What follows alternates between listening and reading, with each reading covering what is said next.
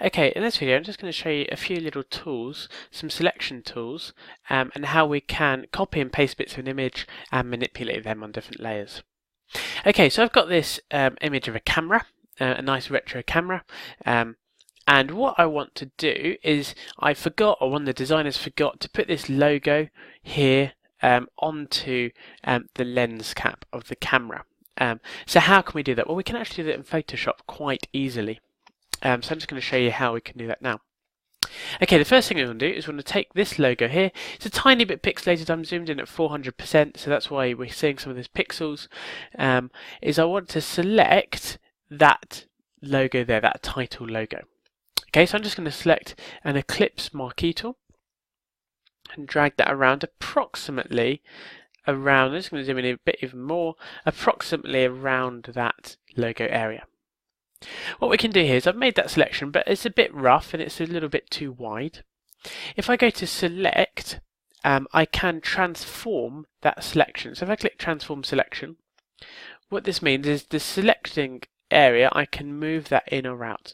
I could, if you tried to use some magic wand or clipping, a quick selection tool or something, but because it's a circle, I really want to be quite accurate, or as accurate as I can be with this. Now obviously the perspective's slightly out, so it's not going to be 100%, but it's going to be pretty good if we kind of look at that. Okay, I'm happy with that, so accept that. That is the selection that I want to make. Now I've only got a background layer here, which is this main camera image.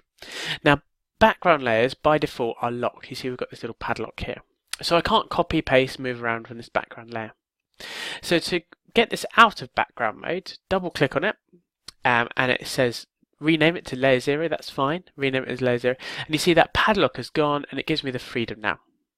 So I've got this selection, I'm on that background layer, I'm just going to go Control C for copy, and then I'm going to hit Control V. And what you'll see is layer 1 has appeared, layer 0 is still there, hide layer 0, and what you see is that on layer 1 I have got this element here. Okay, so I've just copied and pasted that out of the main image.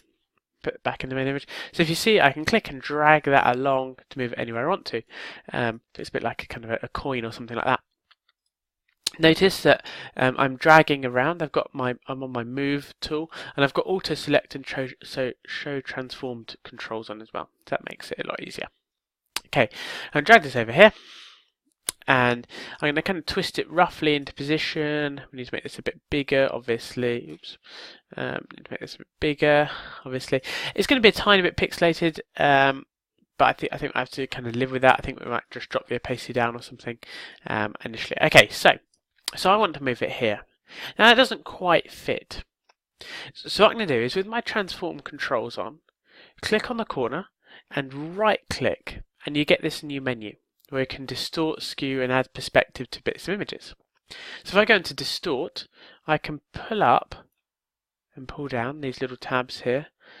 I can pull that in a bit to give that the right perspective that I want, so something like that, and that's kind of looking alright actually. I'm kind of happy enough with that. What I do need to do is rotate it though. So again, right click, rotate that around so it kind of looks like it's in the right position. I'm going to go something like that. Right click, distort that again a little bit just to get that back into position. Because I know I've kind of affected that slightly. I probably should have done the rotate first, so do the rotate first. Distort that into position, something like that. And we can click the tick. Now obviously that's a little bit pixelated, it doesn't look quite right there. So what I might do on layer 1, click on layer 1, the opacity, knock that back, so it kind of looks like it's embossed, but just subtly embossed, maybe down to 35%, something like that, that'll do. It can be subtly embossed. Okay, so there we go. That's a nice, quick, easy way of copying and pasting a bit of an image using some selection tools and the distort feature to change and manipulate some of your images.